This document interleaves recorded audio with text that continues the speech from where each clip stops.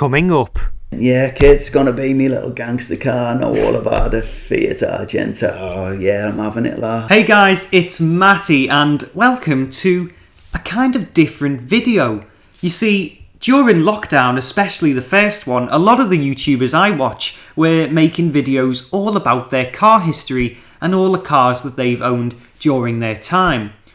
Unfortunately though, my car history isn't very lengthy. I've only had 2 cars. Number 1, my Citroen Saxo, which I'm very overly emotionally attached to, and my red and yellow cosy coupe that I had when I was a baby. Luckily, however, I do know someone who's had a very lengthy, checkered, and quite comical car history. So for one video and one video only, this channel can be referred to as Joe's Cars, because we're about to introduce my dad. But first, this message. You just caught me doing my washing while listening to the Car Talk podcast. What's the Car Talk podcast? Great question. Glad you asked it. The Car Talk podcast is the only automotive podcast that you need. From everything from the latest car news to the latest transportational opinion. Presented by me, Matty, from the Matty's Cars YouTube channel, and Bailey Prickett from the Grand Team,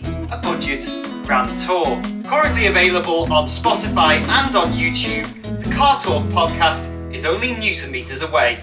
Happy listening. I don't normally like Vauxhalls, but that is one I like. Right, so we're joined by no other than my dad, who's going to chat to us, like we said, about his car history today. So Dad, just so the viewers can get an idea, what year did you pass your driving test? 1988, I think. Right, and we've had a little bit of a bit of confusion about what my dad has learned to drive in. Well, I thought it was a Fiat Cinquecento, or however you say that, but you've just looked it up and that wasn't made till 1991, so it wasn't that. So moving on to your first car, which was? Morris Minor. What can you remember about that? It was light blue. I hadn't passed my test by then, but I was using it like to get round and to go to work and that, but it was as close as you can get to a guarantee of not getting a pull, because it was a Morris Minor. My dad was in the St. Ozzie's choir, and some woman who was in the choir just said, "I'm getting rid of a Morris Minor. Does anyone know anyone who might want to buy it?" So it wasn't in great nick or nothing, but it was I think it was a couple 200 quid. So that fit the profile of the type of cars that I could be interested in at the time, which you could measure in hundreds of pounds rather than anything more. There was a time when I got the exhaust done on it, and then when I got the exhaust done on it, it just went dead fast afterwards. It was like something had been unblocked. So, and then I realised because the speed of it increased what I was getting out of it. Like I realised then I had to pay to get the brakes done because I couldn't stop the thing. So talk about one job leading to another. I thought, bloody hell, this thing's moving now. I've got to get the brakes done because it just wasn't stopping. What came after that? Volkswagen Beetle. That was a bit of a nightmare car for me. Again, it was about 200 to 250 quid, so bargain basement, you know what I mean? There was some sort of problem with what people who know about cars always said about the time, and it would just stop sometimes. It would stop at traffic lights and couldn't sometimes struggle to get it started, and again, stuff like that. It just wouldn't idle. Sometimes it just refused to idle, so when you stopped at lights it cut out and that sort of thing. It just did me head in. Yeah, I think I wanted to give a Beetle a go. They were kind of iconic cars, weren't they? It was a bit of a headache car, that one, but it was take and move on. There was times after that like I didn't have my own car, but you know, you can use, like my dad had the Rover with SUVs and all like that. People sort of more used to big cars, but at the time that was kind of seemed like the biggest car you could get, apart from like if you got something mad like a Rolls Royce or something like that. It was like big for a road car, if you get what I mean, for a family car or whatever. And it did feel like a spaceship to me, because it was also an automatic.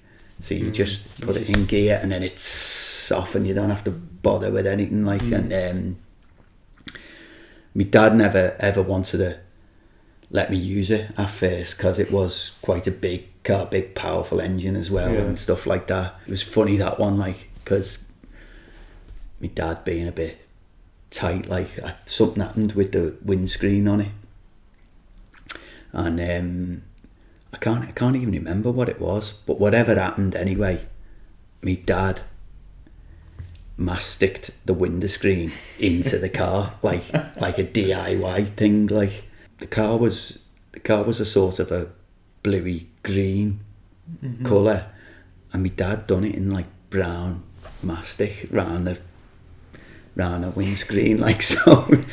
My mate's going, oh my god, what's going on with the car? And saying, well, you know, my dad's done a bit of a DIY. Instead of paying auto glass like 150 quid to put a windscreen in or something, there was a very old design Volkswagen Passat back in the day, probably early 90s. I went up to Glasgow in that Passat, and you couldn't guarantee that it would get from Old Swan to town, you know what I mean? So I don't know where the sort of courage came from to do that, but I think it's just what you did. I remember getting to Carlisle town centre, and I parked it up at the railway, and I thought, I'll give it 10 minutes and turn it over again and hopefully kick off, and it wouldn't start.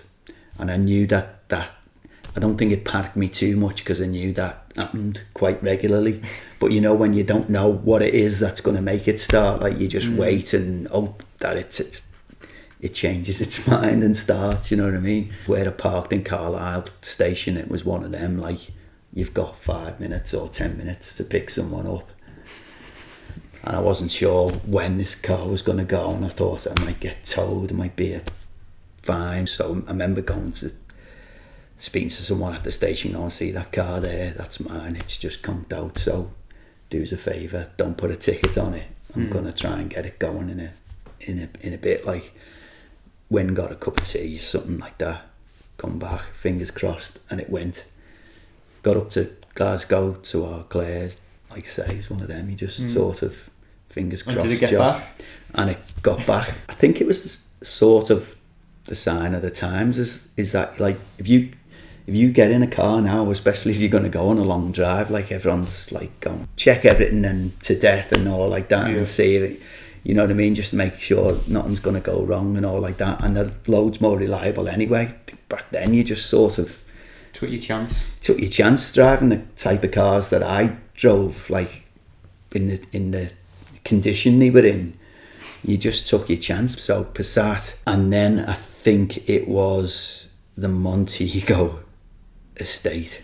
I can't remember how I ended up with that one, to be honest with you. Did it have the two seats in the back that faced the... No, it was just regular, but it just had a load of space in the back, like in the state. My mates in work used to say, are you in the hearse today? Like that. It was just I think it purely fell into that category of, was it less than 250 quid? And I've gone, yeah, go ahead, I'll have it. The funny thing about that car is, like, something went wrong with the ignition, like the ignition block where you put your key and everything like that. Well, I used to hotwire that every day just to start it, because it didn't get the ignition fixed when it went. Obviously it was only off a 12 volt battery, like, but quite often you get a belt off it when you try to get it going, you know what I mean? So it was mad. I think I had a bulldog clip on the two wires that you'd had to join to do it, and that could get it going. And then the other one, funny one about that car is I come from work, I don't know if I'd left the door open or left the window a little bit down or whatever, and kids had thrown a banger in it, because the exploded banger was still in the back of the car, but it shattered. I had, like, one of my back windows was all shattered. So I went to a scrappy to get the window replaced, like. And then we're going to the guy, have you got one of these? He went, yeah, there's one in the back or whatever. He said, I think there's two. So I'm in the scrappy, in the corner of a scrappy on my own.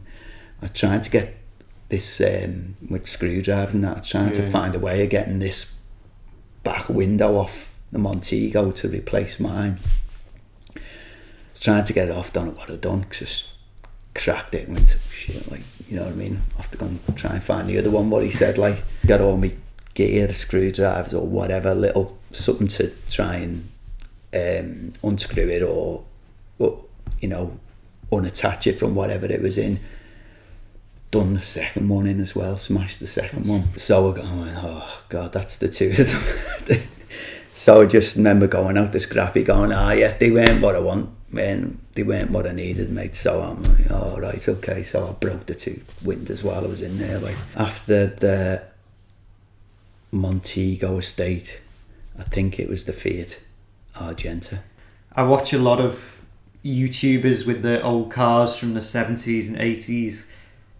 Unless it was for you, I would have never have ever heard of this car. It's never ever been mentioned by anyone on YouTube. Well, it was a bit of a niche car anyway. I've always said to you, like, it was a bit of a sort of novelty because it had an onboard computer, believe it or not, and that is mad, seeing as I only ever spent like 250 quid on a car or whatever, and it was dead sort of boxy. It was completely square, like a kid would draw a car, like it would look like that. I think it was probably the first car I ever had that had lecky windows as well. Don't think they all worked. Like, and you met me mum in that car as well, didn't you? Well, and yeah, came on I would say that was the clincher, the Fiat Argenta. She was obviously impressed with the wheels and said, "This is the guy for me." She said it stunk, didn't it?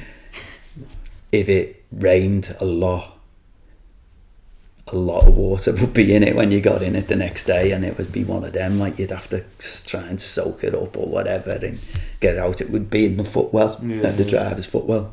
I just decided to have a punt at selling that one, just put it in the Echo or something like that. A lad phoned me up fairly quickly, I think, as after it went in the Echo, and he was like, I remember him being like sort of super scally scouse, like, alright kid, Fiat Argenta lad, I'm having that off you, lad, you know what I mean, and all like that. So I went, yeah, whatever, 100 quid or whatever I was looking for, 120 quid or something like that. And he went, yeah kid, it's gonna be me little gangster car, I know all about the Fiat Argenta, oh yeah, I'm having it, lad, and all like that. So I was like, alright Sam, whatever he said, come and get it tomorrow or the day after tomorrow, whatever it was. And the day before I was pissing down, and I'm thinking, oh my God, he's going to come to pick that up and there's going to be like a swimming pool in the footwell. So I had the yellow pages in the footwell, something trying to soak it up while it was raining that day, so at least it'll be easier to, at least that'll soak something up. He come and he said a bit of footwell's a bit thingy in it. I mean, yeah, it's sometimes, lets a little bit of water anyway. And yeah, I know I think it's a design fault on them. Like, so he knew all about it, and he had his art set on a Argenta, obviously, so it was going to be his gangster car with his lecky windows and all like that. I got a Rover 200 from work. Bubbly kind of one, smoothie type of shape.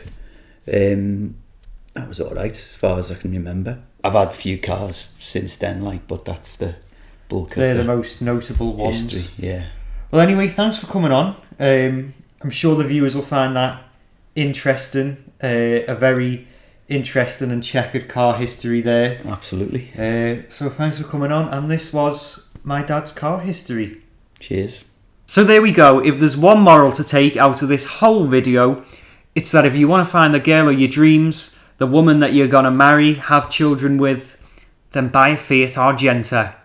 Preferably one that doesn't have a leaky footwell. Thanks for watching, and I'll see you on the next video. Here in my car, I feel safe as